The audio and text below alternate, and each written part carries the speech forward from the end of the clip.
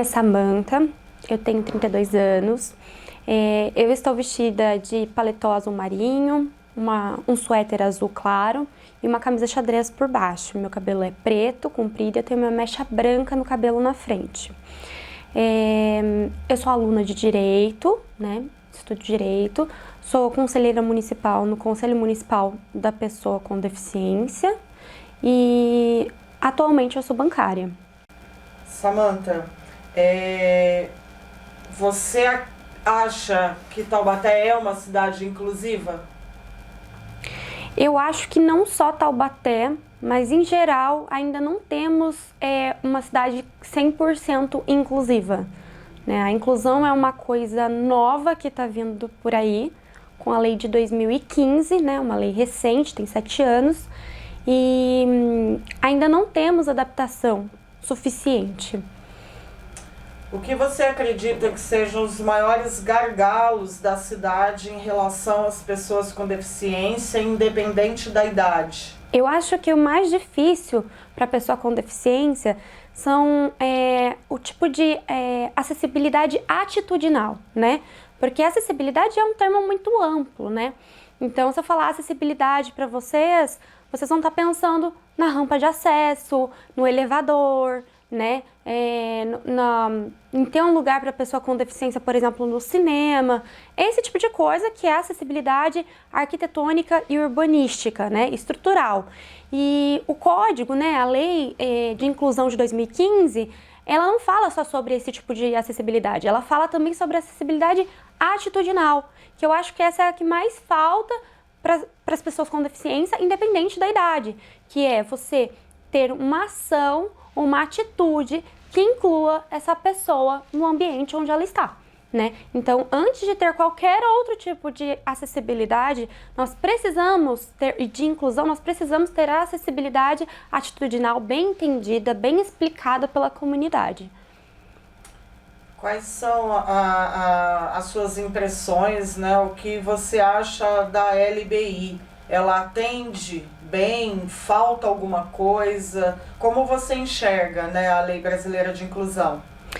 A Lei Brasileira de Inclusão, eu acredito que sim, que ela atenda, né, as deficiências de maneira genérica, né? Então não há um aprofundamento com relação a determinada deficiência, né? Nós temos outras leis que regem tipos específicos de deficiência, né?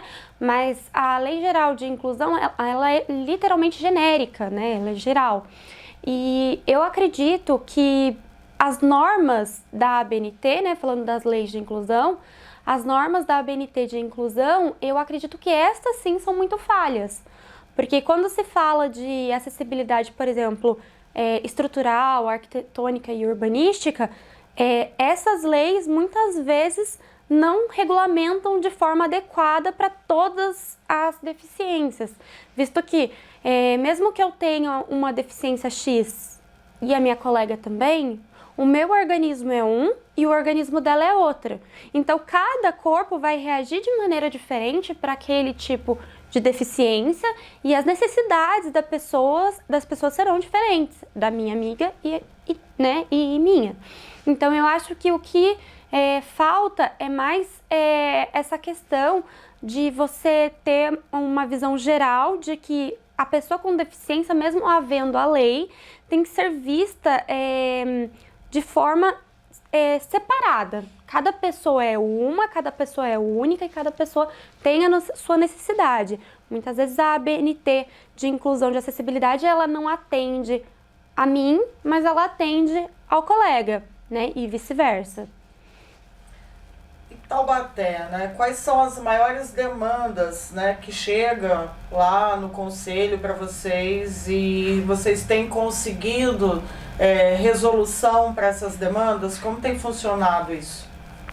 Eu acredito que no conselho, né, eu entrei esse ano e uma questão que foi muito passada é a questão de que muitas vezes a pessoa com deficiência, ela é considerada uma pessoa vulnerável pela lei, né? E muitas vezes se encontrar em estado de vulnerabilidade, né, social, econômica, né, que é um caso muito sério também, a falta de dinheiro, né, de valor dessa pessoa para ela poder ter a vida dela, né, ter tudo. E ela acaba, às vezes, caindo em alguma instituição, algum lugar que seria para cuidar dessa pessoa e ela acaba sofrendo violência ou acaba sofrendo violência até pelos familiares. Isso é algo muito recorrente, infelizmente, né? E a gente acaba vendo muitos casos de exclusão, onde as pessoas cometem exclusão com a pessoa com deficiência sem saber que está cometendo exclusão. E até uma coisa interessante falar é que nós temos 3 tipos de tratamento da pessoa com deficiência, que é a inclusão, a segregação e a exclusão. Então a gente tem que ter sempre em mente que a inclusão é aquela que a gente traz a pessoa para dentro, e a instituição, ela se adapta para que a pessoa possa participar de maneira igualitária aos demais, né? E a segregação é que nem era antigamente, que tinha lá o Madre Cecília, escolas apropriadas apenas para pessoa com deficiência e escolas para pessoas sem deficiência. Então você segrega, né? Você separa. E a exclusão, que é quando você impossibilita, né, essa pessoa com deficiência de participar de alguma atividade, de algum evento, de algum lugar, seja por uma barreira, né, como é dito no código, atitudinal, ou arquitetônica, ou urbanística. O fato de uma pessoa não ter uma escada para poder subir em algum ambiente, que é o que a gente teve esses dias no conselho, e ela ter que ficar separada numa sala, isso é uma exclusão, é considerado uma discriminação, né? E discriminação, a pessoa com deficiência em prol da sua deficiência, é considerado crime. Então isso a gente tem que ficar muito atento, né? Também acho muito legal falar aqui sobre o entendimento das nomenclaturas, tá? Que as pessoas, às vezes, né, estruturalmente carregam nomenclaturas do passado, que já não são mais utilizados em Taubaté. Inclusive, foi implantado um projeto onde visa a nomenclatura correta, né? Então, há um tempo atrás a gente falava sobre pessoa portadora de deficiência. O portador é aquele que carrega. Eu posso carregar uma bolsa, eu posso carregar uma arma, eu posso portar uma arma comigo, né? Então, quem tem a deficiência, ela não escolhe ter a deficiência. Não é assim, hoje eu tô carregando a deficiência, amanhã eu não quero mais a deficiência. Não existe isso, tá? Pessoa deficiente. Deficiente também não é legal, porque a deficiência, ela não tá na pessoa, ela tá na sociedade. A deficiência é a sociedade que não consegue incluir essa pessoa. Então, há uma deficiência na inclusão da sociedade que não tem o preparo para incluir essa pessoa. Agora, ela não é deficiente. O erro, a deficiência não está nela. Ela é pessoa com deficiência. Ela não é a deficiência. Então, também, para a gente entender sobre inclusão, exclusão, segregação, também é muito interessante a gente entender sobre a nomenclatura. Então, o correto é a gente falar pessoa com deficiência. Engraçado que isso mudou rápido, né, de uns anos para cá, num período muito curto de tempo. Vocês falavam que a pessoa era portadora de necessidades especiais, depois, e isso confunde muito, né? Às vezes a pessoa sem maldade, sem intenção, ela fala errado. Então eu acho muito importante isso que você está falando, porque é o momento de já ensinar desde pequenininho, né? Eu acho que... E quem adquiriu esse vício, né, de falar errado, não aqui, né, passando pano em ninguém. Eu acho que tudo que a gente acostuma, a gente desacostuma. Sim. Né, é uma questão de ter um pouquinho de boa vontade, mas de fato confunde. Sim. Às vezes, de tanto ter falado errado lá no passado, a gente quer falar certo, mas sai errado. Sim. Então, assim, mas eu acho muito importante essa questão das nomenclaturas, sim, porque a gente tem que desacostumar quem acostumou a falar errado. E, né, a termologia correta, ela já é um grande passo, né? Sim, com certeza. Inclusão. E em Taubaté, qual é a maior barreira social? Como você disse, a gente deu uma evoluída a curto prazo bem grande, né? Se você parar para pensar, né? Porém, a lei, ela é nova, mas se você pensar também, passou 7 anos, né? Tivemos um momento de pandemia onde muitas escolas ficaram fechadas e que poderiam ser feitas adaptações físicas, estruturais, arquitetônicas e urbanísticas corretas e adequadas, tá? Então esse é um ponto que eu aperto na tecla que, por que não aproveitou, né? Nós somos 4% da população, mas nós existimos, né? Então assim, teve essa porcentagem, teve esse crescimento, porém, eu vou fazer uma analogia. Com as demais causas de minorias, por exemplo, pessoas LGBTQIAPN+, e pessoas negras, né, ou pretas, conforme a pessoa escolhe ser chamada, com essas duas classes, e até a da mulher, a luta pela mulher, cresceram muito mais, têm muita mais visibilidade que a nossa, né? Vou te dar um exemplo. Eu acho que o tendão de Aquiles é aquilo que eu falei pra você, é a atitudinal, e isso abrange a pessoa ter essa desconstrução e essa percepção. Então, quando a gente pensa numa pessoa com deficiência, a gente tem que entender que você não tem que tratar ela como criança.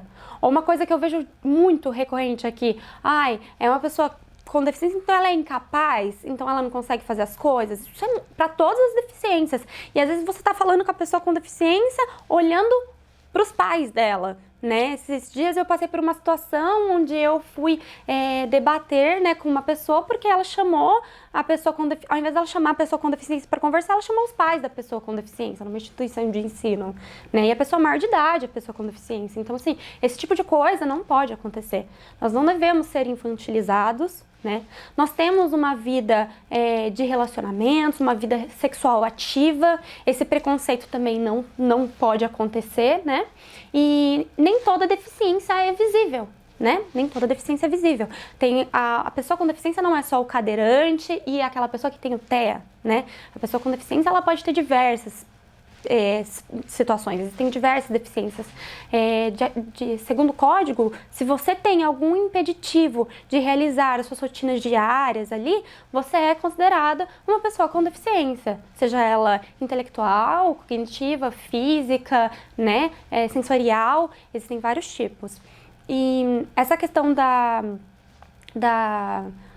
acessibilidade, do acesso, eu acho que da acessibilidade atitudinal, eu acho que é o tendão de Aquiles, porque a atitude de uma universidade, por exemplo, de não aceitar, não cumprir com a lei da inclusão de 2015, ou uma escola não cumprir, né, com aquilo que é uma atitude, o cumprimento de uma lei, ela veda que essa pessoa ela consiga permanecer nos estudos, que ela consiga dar continuidade na vida social dela, dar continuidade na vida acadêmica e principalmente porque nós temos que entender que a pessoa com deficiência ela tem demandas maiores do que uma pessoa sem deficiência, muitas vezes com fisioterapia, profissional para ajudar diariamente, né?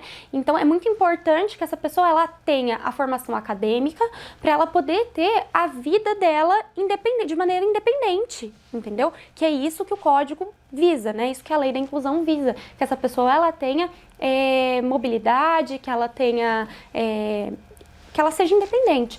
Então eu acredito que o principal seria isso, a questão atitudinal, as atitudes das pessoas, por ainda ter aquele preconceito, né, ainda acaba vedando a participação da pessoa com deficiência na sociedade.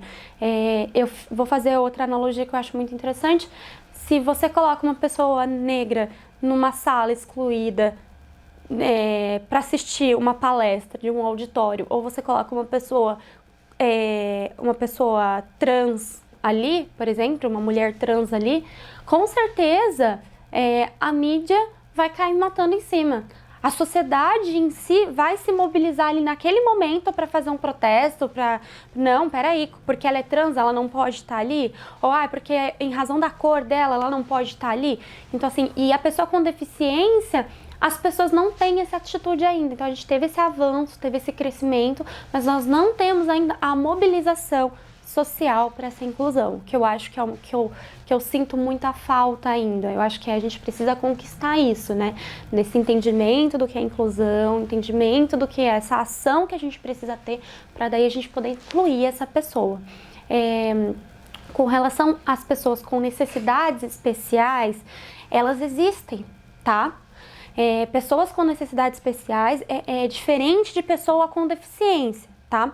A pessoa com deficiência, como eu disse, é aquela pessoa que ela tem aquele caráter, aquela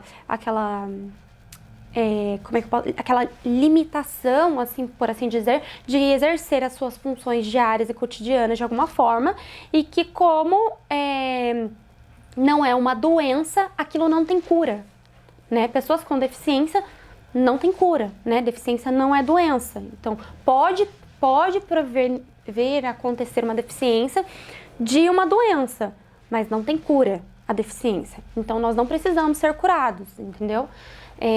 A pessoa com necessidade especial, que é a grande dificuldade de diferenciação, é a gestante, a pessoa idosa, aquela pessoa que quebrou a perna e está de muleta, né? A pessoa com necessidades especiais é aquela pessoa que, ou com mobilidade reduzida que a gente fala, né?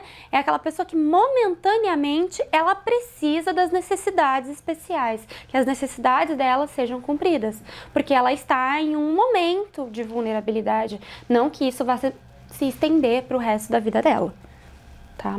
Perfeito, maravilhoso. Queria que você comentasse um pouco, acho que dentro, vem bem a calhar com o que você está dizendo, o mercado de trabalho para pessoa com deficiência. Porque na outra série a gente falou muito sobre criança e adolescente.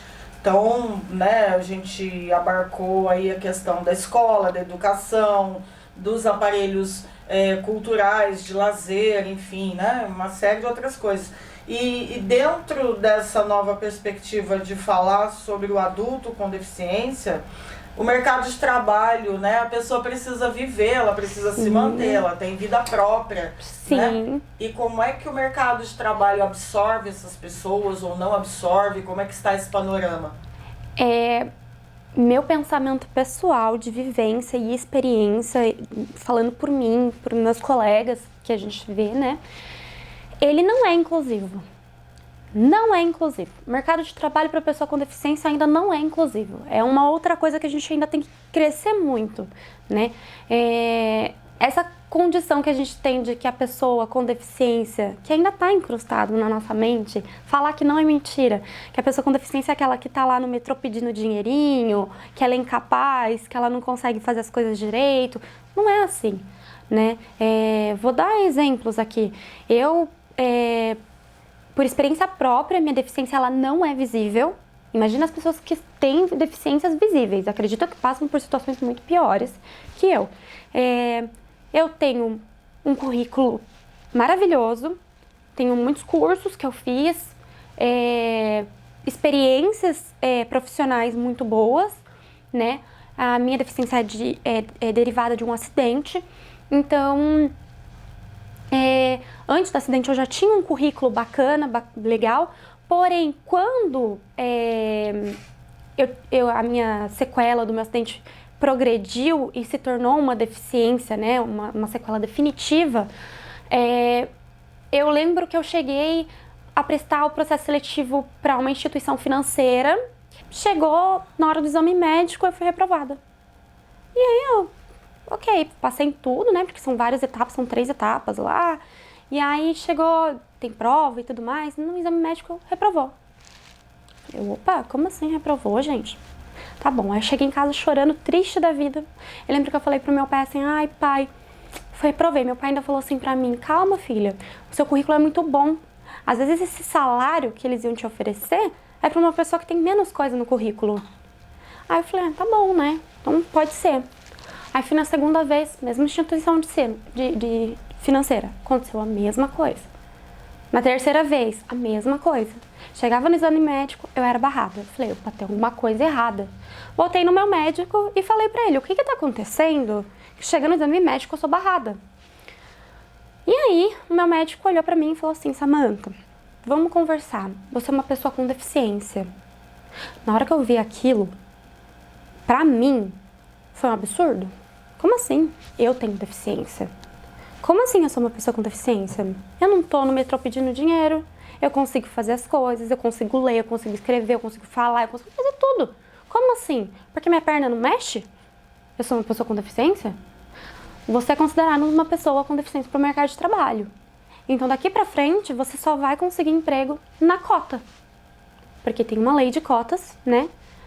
Que 5% da empresa, determinados números, né? É proporcional ao número de empregados da empresa. Tem que ser voltado para a pessoa com deficiência. Eu saí chorando, horrorizada, né? Porque na minha mente também tinha aquela coisa assim, pessoa com deficiência é algo pejorativo. Então, eu levei um tempo para desconstruir isso também.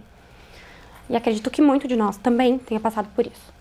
E aí eu falei, putz, e agora, né? Como é que eu vou fazer? Aí ele me deu um laudo médico dizendo quais eram as minhas limitações, do que provinha a minha deficiência, qual o motivo de eu ter a deficiência, né? Porque às vezes é congênita, às vezes provém de acidente, de doença, qual que era, né? Me deu um laudo completo, com imagem e tudo. E aí, eu tentei para uma business school em São Paulo, que foi um dos melhores lugares que eu trabalhei na minha vida, que pagava o preço do meu currículo, né, do meu serviço, que eu acho que era um valor justo para tudo que eu tinha estudado, para todo o meu conhecimento, me tratava com igualdade nesse lugar. E aí eu pude entender o que era inclusão, porque ali eu era tratada com igualdade.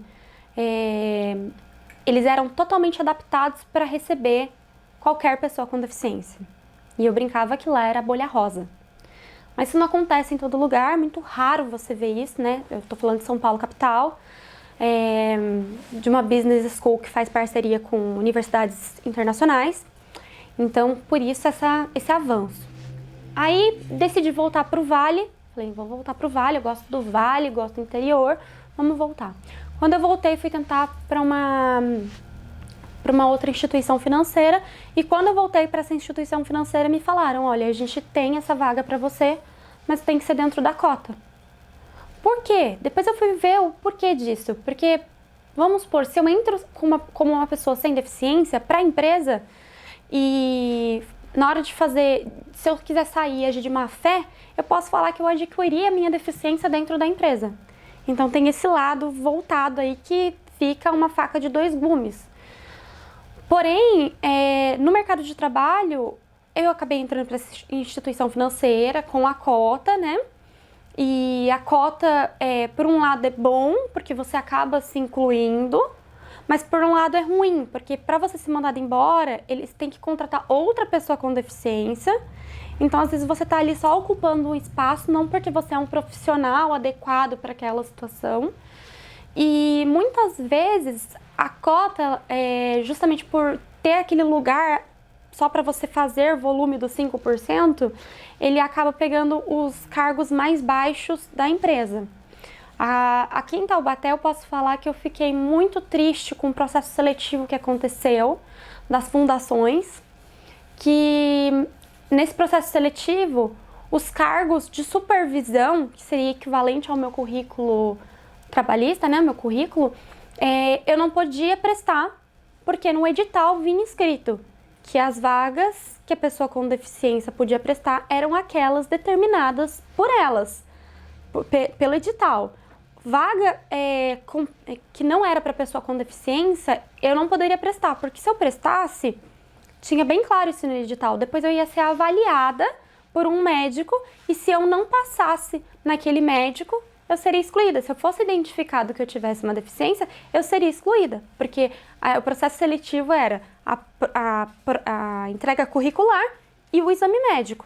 Então, eu entregava meu currículo, quando eu fosse avaliada pelo médico, se ele visse que eu tivesse alguma deficiência, eu seria barrada de entrar nesse processo seletivo da prefeitura, né, das fundações. E aí eu fiquei assim, indignada, entrei em contato com todos os órgãos que eu podia entrar e tudo, e não mudaram. E isso significa que a lei da inclusão não foi colocada, porque eu poderia entrar naquilo que eu expliquei sobre inclusão, exclusão e segregação. Inclusão é você poder estar onde você quiser, porque a estrutura, né, seja de um edital ou de um lugar físico, ela tá preparada para você. Ela tem disponibilidade para você. Agora, segregação é você determinar aonde a pessoa com deficiência vai ficar. Vai ficar nessa escola e sem deficiência nessa escola. Então, você vai ocupar essa vaga de trabalho e não vai ocupar essa vaga de trabalho. Então, não existe. Então, o mercado de trabalho para pessoa com deficiência, eu acho que é muito difícil porque você tem que esperar que haja vaga dos 5% de uma empresa, dos 4% de uma empresa, para você poder prestar aquela coisa. Então, a pessoa fala, ai, mas você é pessoa com deficiência, você tem cota, você passa na frente. Não, eu não passo na frente. Eu fico esperando abrir uma vaga que eu possa entrar, que muitas vezes eu tenho muito mais estudo do que aquela pessoa que está sem a cota, mas eu recebo muito menos do que ela. Então, assim, muitas vezes acontece da gente não ser promovido, não ter promoção, porque a gente está ali para ocupar a cota, para que a empresa não pague multa, e assim por diante. E essa questão da independência financeira da pessoa com deficiência é uma coisa importantíssima, né?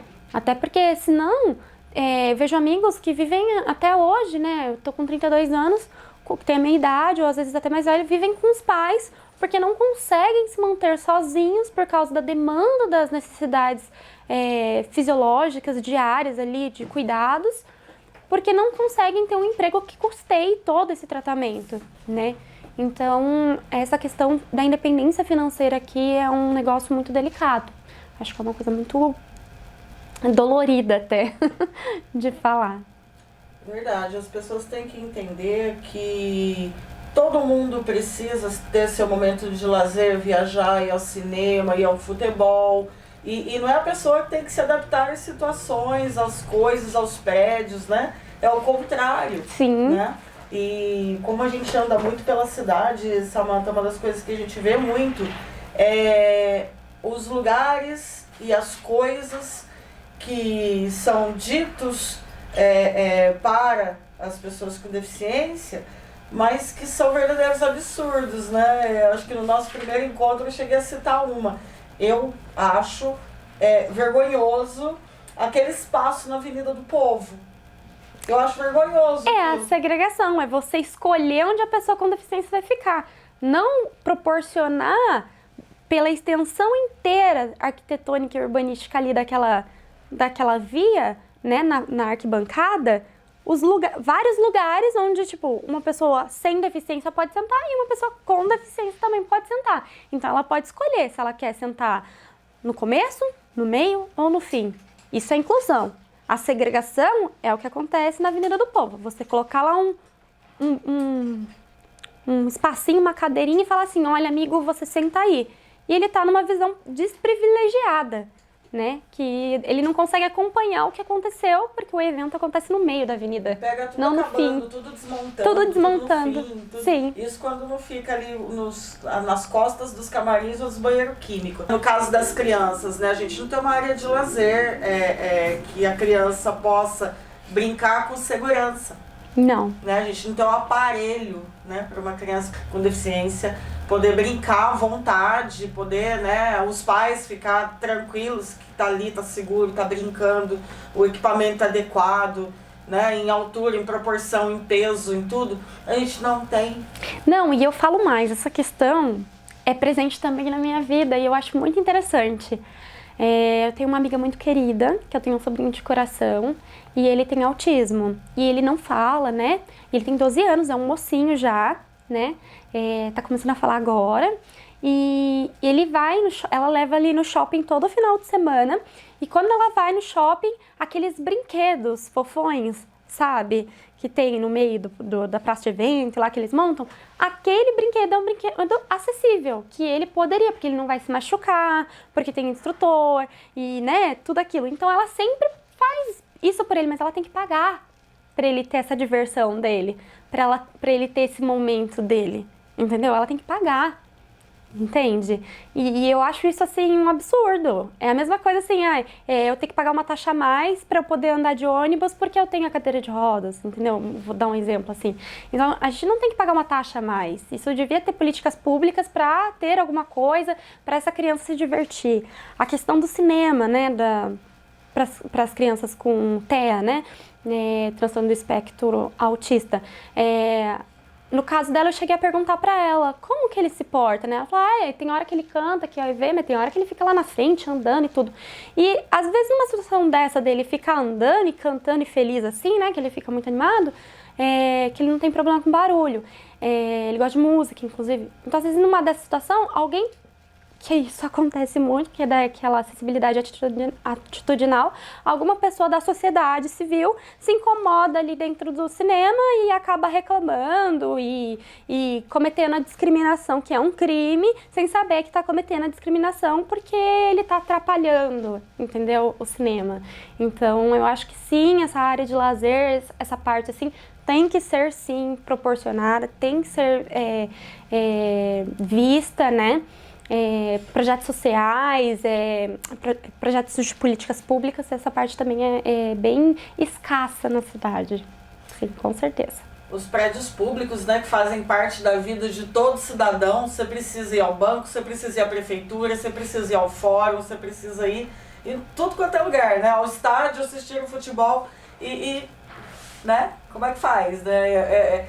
Esse trabalho, Samantha, é pra puxar um pouco a orelhinha, para procurar e para... Porque assim, a gente, é muito complicado a gente, enquanto imprensa, a gente falar, a pessoa fala, mas você não tem deficiência. Nem que eu tenha, aquilo que você falou da deficiência que não é visível, né? Mas você não tem deficiência, por que você está falando isso?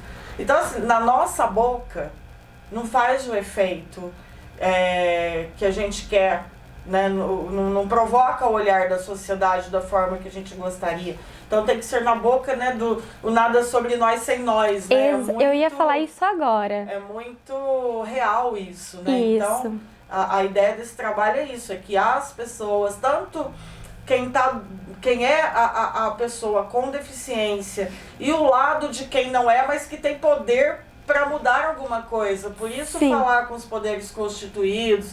A gente foi atrás da Thalita Cadeirante, a gente foi atrás do Dr. Darlan, a gente foi atrás do Monte Claro e César Júnior para falar da questão da mobilidade. A gente foi atrás de pessoas que têm o poder de dizer isso está certo, isso está errado, isso tem que mudar, manda para a Câmara, isso é lei, tem que cumprir, o Ministério Público está atento, não está? Então, e as pessoas, né, com deficiência é que vão dizer pra gente, olha, aqui é bom de falar, isso aqui precisa ser mexido, aquilo precisa ser tocado, aquilo precisa ser mudado. Então, essa fusão de quem está na situação e quem tem poder para mudar o que tem que ser mudado, por isso que a gente resolveu fazer essa mistura, porque só a gente falar só na nossa boca não ia ter o espectro, né? Não ia alcançar o espectro. Sim.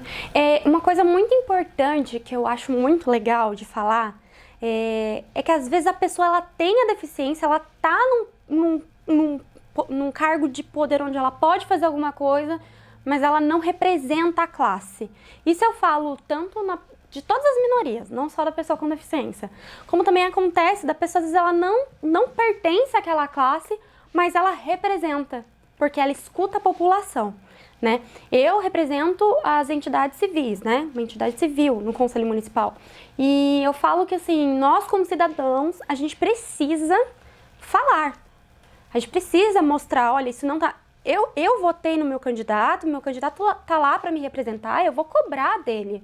E eu cobro da minha candidata, sabe? Eu tenho até uma afinidade com ela porque eu cobro. Olha, isso não tá legal. Olha, pode fazer isso dá pra fazer, pra melhorar. Então, assim, tem que ter essa comunicação, sim, dos poderes com a sociedade para entender o que precisa mudar, né? Porque não adianta eles tomarem decisões, fazerem do jeito deles, se eles não sentem na pele, não sabem, não têm a empatia de saber o que realmente a gente precisa.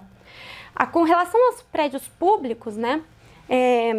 Essa é uma guerra minha, que eu posso falar que é luta mesmo, é guerra mesmo, né? Tem pessoa com deficiência que fala que não, né? E aí se sujeita a se adaptar às coisas, né? A participar da segregação. Eu não, eu busco a inclusão. E sobre isso, é um pouco irônico, porque às vezes você vai lá em instituições, né, jurídicas e que deviam seguir as leis, porque estudam as leis, e a instituição ou o prédio em si, ele não cumpriu nenhuma lei de adaptação, não cumpre a lei da inclusão, não tem as normas da ABNT, e quando você fala, mas o prédio é antigo. Tá bom, mas ele é antigo, mas teve 7 anos para você estudar isso, a verba tem, que já foi comentado. Por que tá demorando? Ah, porque tá em licitação. Licitação do quê? Me passa o número. E a população fica sempre jogando, né, para depois. Então, e essa tem sido uma briga minha, tá, com relação... Eu sou cidadã de Taubaté, taubatiana, nascida aqui. E eu, como cidadã, exerço o meu poder de cidadania de cobrar das entidades. Você não precisa ser uma pessoa num local de fala, de poder. Não, você pode, como cidadão, cobrar isso, né, os seus direitos. Então, eu sempre cobrei. Eu acho que outra coisa que implica muito isso é sobre a questão da infantilização da pessoa com deficiência, como eu falei no início, que acaba prejudicando um pouco o nosso poder de fala, né? Porque as pessoas não nos veem com autonomia. No meu acidente, eu passei pelo processo acamada, cadeira de rodas, andador, muleta. Tenho a minha muleta, tenho a minha bengala e depois a prótese. Eu passei por todos os processos. E aí eu vi a diferença de quando eu estava na cadeira de rodas, da forma que a pessoa me tratava quando eu falava, como hoje que eu tenho a prótese, que de roupa não dá pra ver, e a pessoa olha e acredita que eu sou uma pessoa sem deficiência, e eu representando as pessoas com deficiência, às vezes a minha voz é mais ouvida. Ela chega a lugares que de outras pessoas com uma deficiência mais visível não chegou, né? Pela primeira vez na história, eu posso falar que dentro da instituição de ensino de maior, né, conceito aqui da cidade, nós temos um profissional de apoio para uma aluna com deficiência. É a primeira vez na história da universidade que isso acontece, né? E por causa do meu poder de fala, de eu postar nas minhas redes sociais e correr atrás de pessoas para me apoiar, do poder público, e tive apoio, graças a Deus, também, não posso falar, e pela primeira vez na história. E então, tem um aluno que está no mesmo ano que eu, e esse aluno, a família, né, chegou a pedir, correr atrás, não teve o mesmo sucesso. Então, assim, eu acho muito triste essa realidade, que daí acaba infantilizando, não dando autonomia para a pessoa com deficiência, e ela precisa estar ali com os pais o tempo todo, né? Tipo, a mãe, no caso dos alunos, né, onde eu estudo, eles precisavam ficar com os pais o tempo inteiro, durante a aula. Chegava o caso da pessoa com deficiência precisar fazer... na hora de fazer as necessidades fisiológicas, ela ter que ir embora para casa, porque ela não tinha como usar o banheiro. Ah, mas o banheiro tá adaptado segundo as normas da ABNT. Tá, mas ela precisa de alguém para colocar ela no banheiro. Ah, mas você chama a mãe, chama o pai. Espera aí, essa pessoa, ela tem mais de 18 anos, ela não precisa da mãe e do pai, né? Tá lá na lei de inclusão que ela tem direito a um profissional de apoio, que é para as necessidades fisiológicas, alimentação, banheiro, tudo isso. Por que isso não está sendo cumprido? Ah, porque o jurídico não está liberando. Como que o jurídico não está liberando? Entendeu? Então, assim, é cobrar, questionar, ir atrás, não desistir, né? É que às vezes eu falo por experiência própria. Às vezes a gente passa no dia a dia, a minha filha fala para mim assim, mãe, todos os dias você escuta alguma palavra de discriminação. Todos os dias ela fala. Ou por causa da sua deficiência, ou por você ser mulher, mãe solo, né? Eu criei minha filha sozinha. Então ela fala assim, todos os dias. E eu nunca tinha prestado atenção nisso, e é verdade. Então, às vezes, você cobrar seus direitos é algo tão desgastante mediante a tudo que você passa todos os dias, se foi um acidente ou aquela dificuldade da família em estar sempre ali, né? É tudo tão desgastante que você acaba deixando isso para trás, Mas não pode. Não pode. A gente tem que falar, a nossa voz tem que ser ouvida. Achei que é isso.